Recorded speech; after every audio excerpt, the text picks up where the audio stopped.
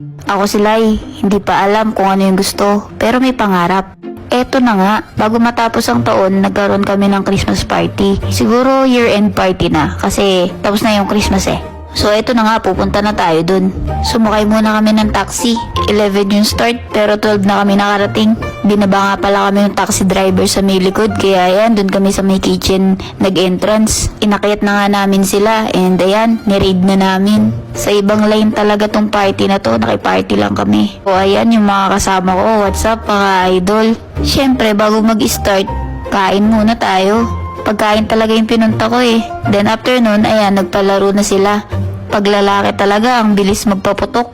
Syempre, after ng mga lalaki, mga babae naman. Pinas forward ko na para mabilis matapos, tagal eh. Pagkatapos ng putukan ng lobo, nagpalobo naman sila ng plastic balloon. Pagkatapos nun, ayan, party-party na. Joke lang, may basagan pa pala ng itlog. Ayan, si Kuya Rino na nga yung unang sumalang, kaso hindi niya napukpok yung itlog niya eh. Tapos ako naman yung next. Tignan nyo kung gaano ako kagaling bumasag ng itlog.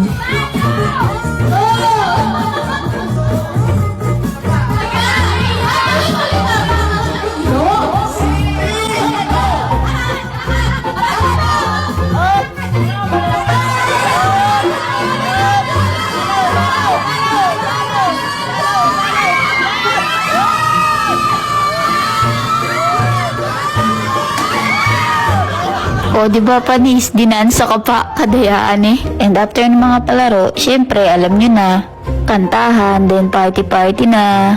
So yun lang, bye-bye!